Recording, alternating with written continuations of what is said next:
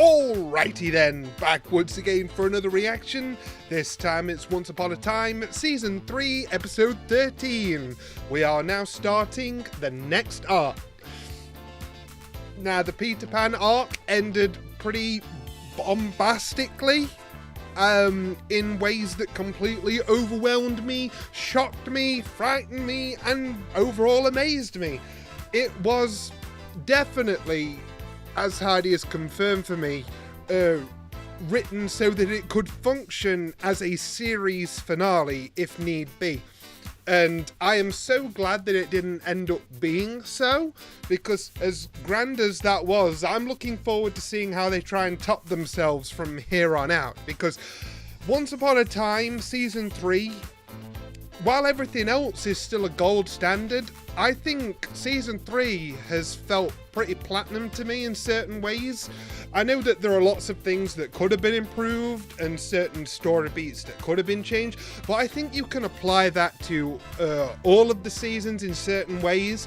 And in the end of the day, a lot of it just comes down to personal preference and taste. Like, based on my personal viewing experience, while there is always going to be that magic of the initial story of Season 1, and then all of the characters getting fleshed in Season 2, and that being really compelling, and all of the great stuff going on there, including with Hook and stuff like that, you know, that was all fine and good.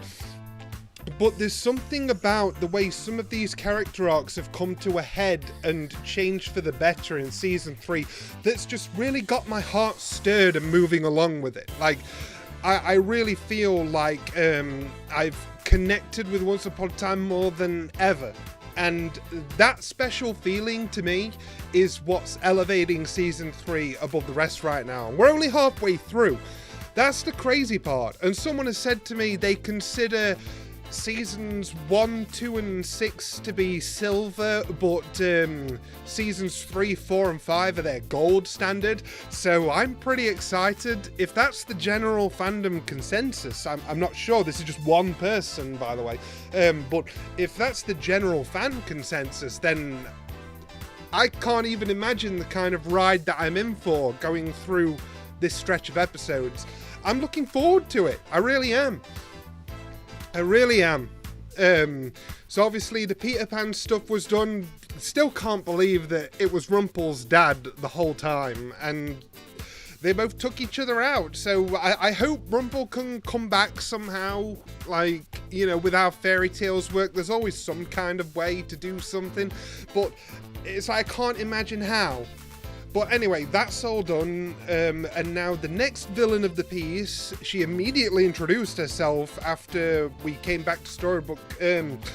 It's the Wicked Witch from The Wizard of Oz, and I must admit, for a show about fairy tales, I'm kind of surprised it's taken us this long to reach the Wizard of Oz story, as it's so iconic and ingrained in Western culture as a story.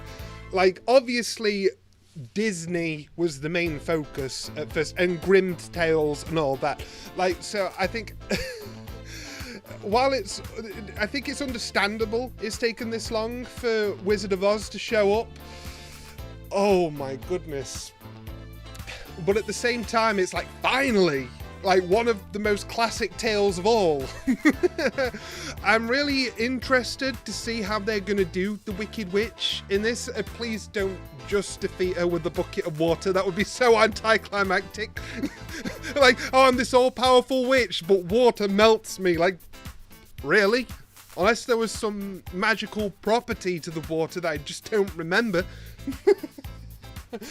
But as I said in my previous reaction, I'm almost wondering if this means that we are going to meet the equivalent of a Tin Man, a Scarecrow, a Cowardly Lion, you know, all of the classic Wizard of Oz characters. And I even, like, tried to half speculate who could the Ruby be of this story. Because, I mean, technically, we have Ruby the werewolf, but, like, would it really be... no, you know what? I'm an idiot. You know why I said the name Ruby, guys? You know why I said Ruby? Because I was thinking of the Ruby slippers. I got Dorothy the girl and her ruby shoes mixed up. How hilarious is that? I'm not restarting this reaction. That's actually a hilarious mix-up. That's a fantastic mistake to make. Feel free to mock me. I thought Dorothy as Ruby based on the ruby slippers. Like, are you kidding me? Are you kidding me? Like, that was the complete wrong train of thought to go down.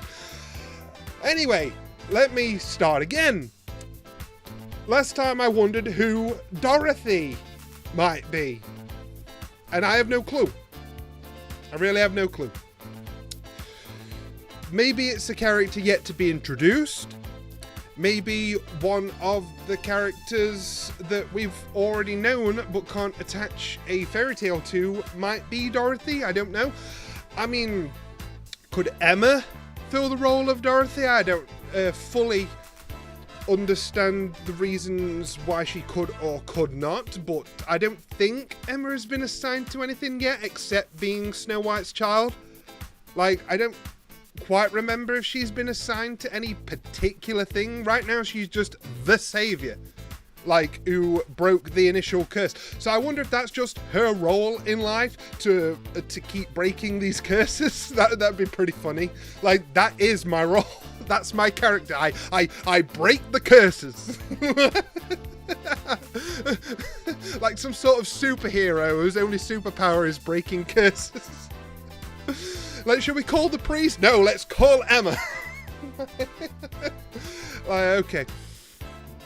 But yeah, season 3B is promising a lot to me.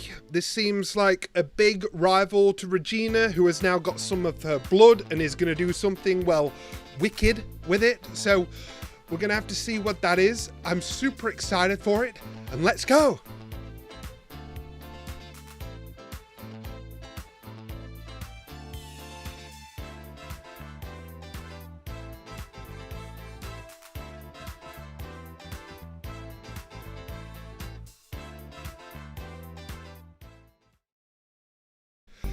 Wow. Okay. Wow. Very, very strong start to 3B. There was the whole season 1 style mind games and back and forth. There was deception. There was the back and forth between the forest and here, you know, and the castle and here. It was very season 1 in many ways, almost like a very nostalgic story arc. And it's even involving memory and stuff like that. But oh my gosh, seeing Emma and Regina share so many sweet moments, seeing Regina being so sweet in general, all it does is make me think back to season 1 and how abrasive and dynamic things were, and how far things have come is just amazing to me. I really loved seeing Robin and Regina get a little bit closer and share some private moments and stuff. That relationship is bubbling nicely. I'm a big fan. Regina finding something besides Henry to love, which sucks that whatever year they spent has been deleted, and so now she's back to only thinking about Henry. That kind of sucks. Henry being the only one in the dark, as I said, is really trippy, considering he was the only one who knew the truth, aside from trying to convince others in season 1. Like having that whole thing flipped on its head is crazy to me. Like, we don't know what's happened to Neil. That much has been established. It's like 50-50 of what's even happened to him. I think for the sake of resolving the Hook thing, he needs to be alive, so I'll assume that he has not been brought here. He is probably still in the Enchanted Forest, and I bet he has once again met up with Philip and Aurora. I think they met at some point. Or because Regina is separate. I don't think. No, he has. You see, I've got to put all the pieces in place. I was at first going to suggest that Robin Hood and the Merry Men hadn't come back, but no, they literally had a Storybrooke kidnap happen in this episode. So no, they are placed in Storybrooke. Because at first I was going to think, no, Neil met with Robin Hood in Rumpel's place, but no, that wouldn't work because Robin is here. So, So yeah. Again, like, I think we've reached a part of Once Upon a Time where things are just going to stack up like a Jenga tower, and if I focus on one thing for too long, other parts start to, like, fall off the Jenga tower, and it's like, it's way too much to keep track of for someone like me. I'm used to simple anime, where, you know, it's all, like, picture Dragon Ball Z on a day-to-day kind of thing. One Piece is the most complex in terms of my average piece of media that I consume, and even that on its surface is very basic to understand. So when you have all of this plot going on at once, it's very hard for someone with a simple brain to keep track of. But I guess the important thing to take away from it is that it's bloody entertaining. Like, as a piece of television entertainment, this is stellar, this is gourmet, this is 5 stars, this is Michelin, this is the creme. I absolutely love it. Like, there was so much crammed into this episode in terms of setup, and I think the only big question mark for me right now is what the Wicked Witch actually did.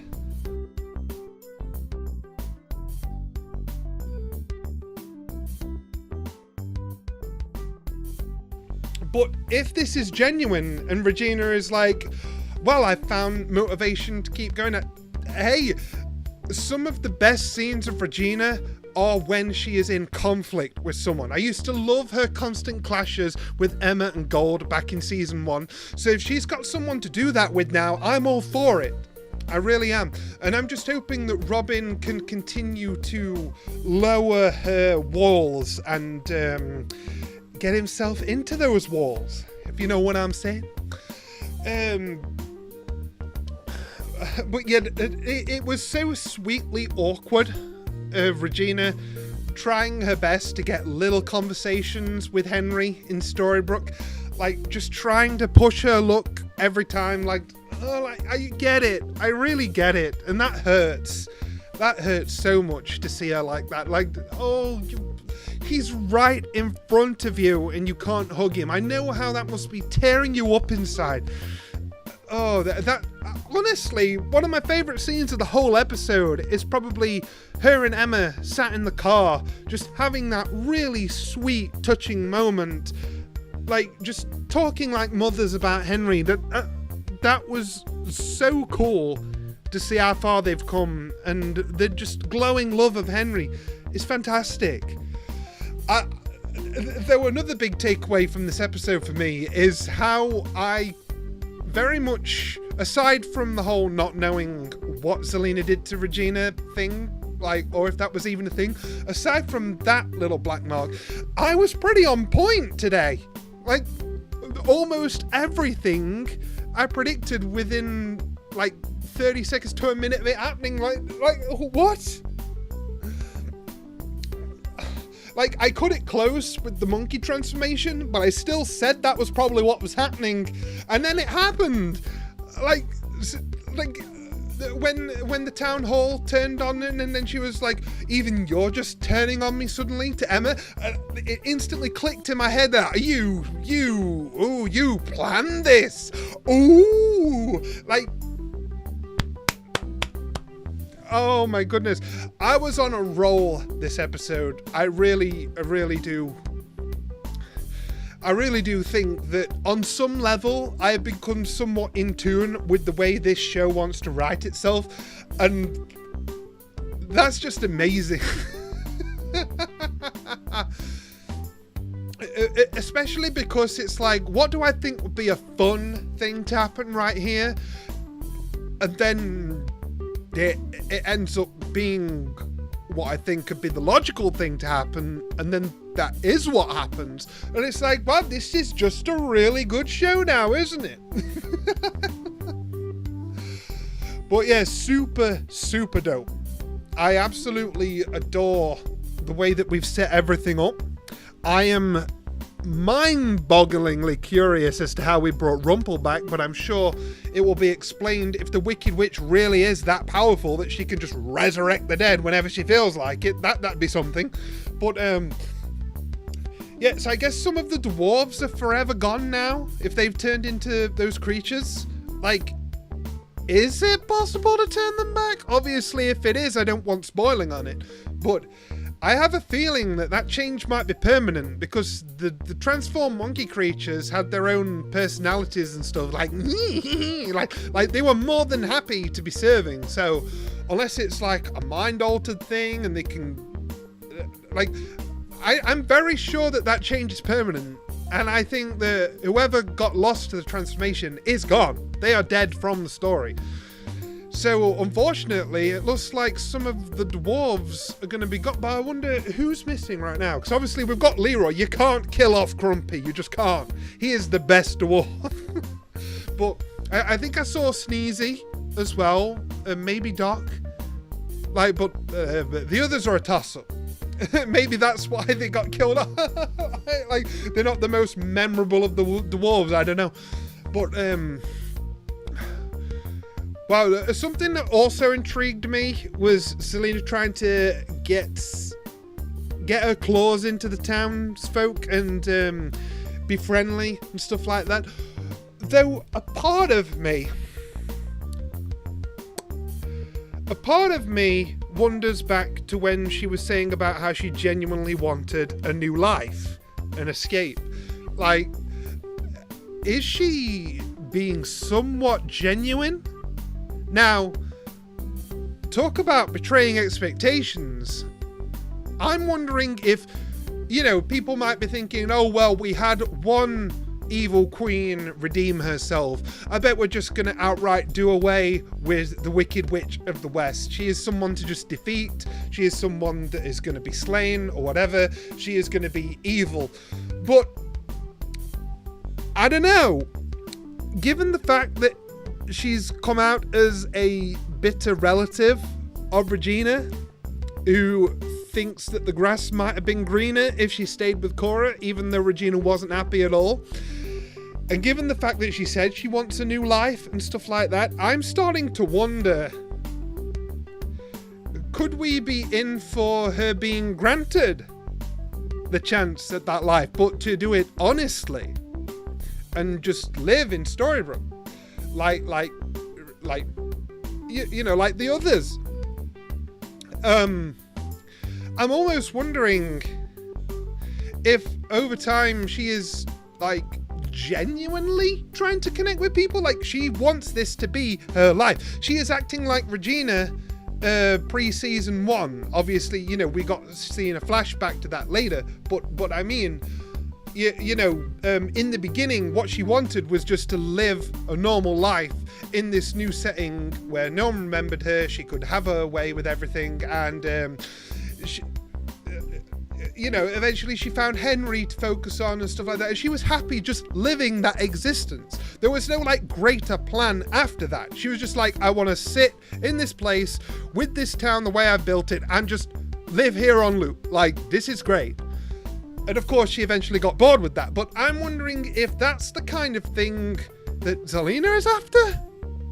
Like, she would be content to just live life. Just in a new place. Which makes me think that she might not be all that bad by the end of her character arc. Like, you see where I'm going with this?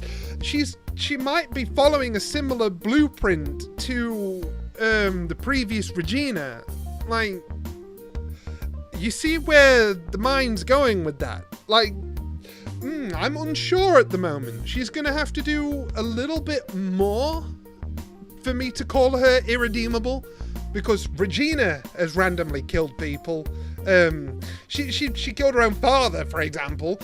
You know, Rumpel had a redeemable side to him with the Bell stuff, even though he did things like murder his wife for adultery and randomly turned Gaston into a flower, which was fucked up because Belle was like, like, you don't realize you know that person, you know that flower.